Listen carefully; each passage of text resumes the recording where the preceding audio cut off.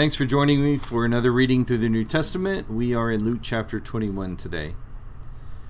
Jesus looked up and saw the rich putting their gifts into the offering box, and he saw a poor widow put in 2 small copper coins. And he said, "Truly I say to you, this poor widow has put in more than all of them, for they all contributed out of their abundance, but she out of her poverty put in all she had to live on."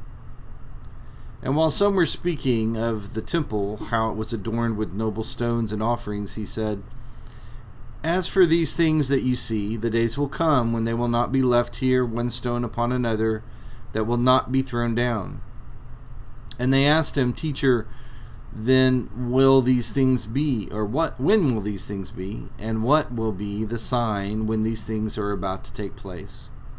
And he said, "See that you are not led astray, for many will come in my name, saying, 'I am he,' and the time is at hand. Do not go after them. And when you hear of wars and tumults, do not be terrified, for these things must first take place, but the end will not be at once." Then he said to them, "Nation will rise against nation, and kingdom against kingdom. There will be great earthquakes, and in various places famines and pestilences.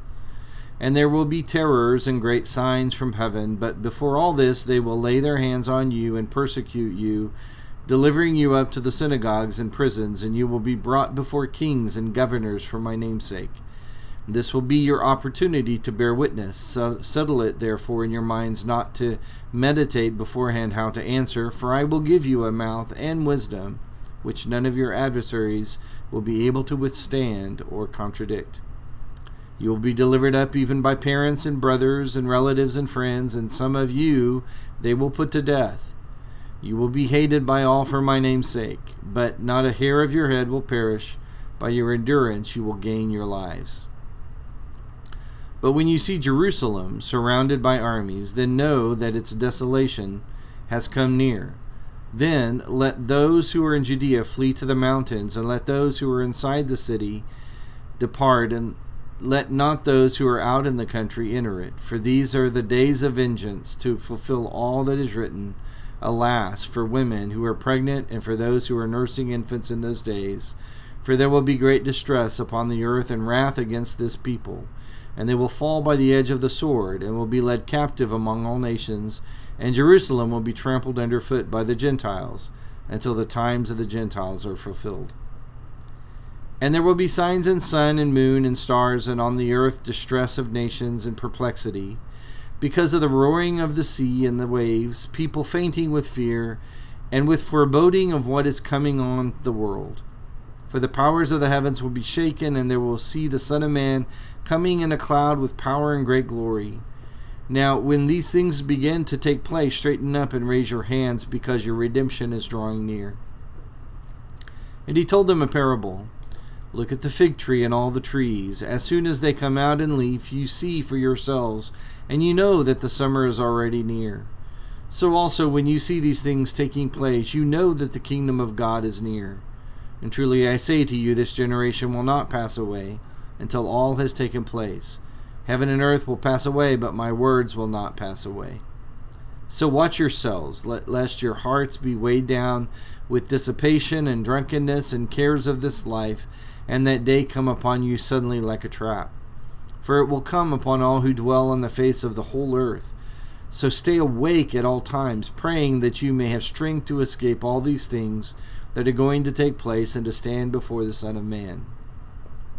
And every day Jesus was teaching in the temple, and at night he went out and lodged on the mount called Olivet, and early in the morning all the people came to him in the temple to meet him.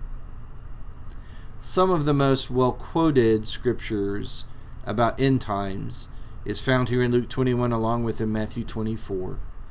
And it's important to note the things that I often do when I come to this reading, that in verse 32, for instance, he says the things that he's describing will not take place until this generation passes away. I think I said that right. That this generation will pass away after these things take place.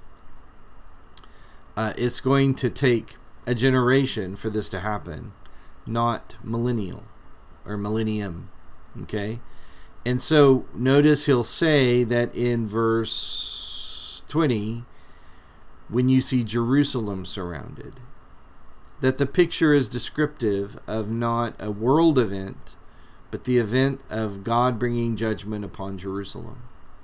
Applications from the text are not wrong, as long as we understand that the beginning and application of the words that Jesus' prophecy was meant to imply and to suggest and to identify is not the end of this world that you and I live in, but the end of the Jewish world, where God was its center and they were his people.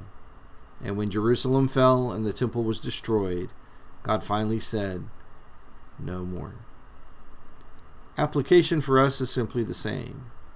Even as Jesus makes the point as he applies, verse 34, watch yourselves, lest your heart be weighed down with dissipation and drunkenness and cares of this life.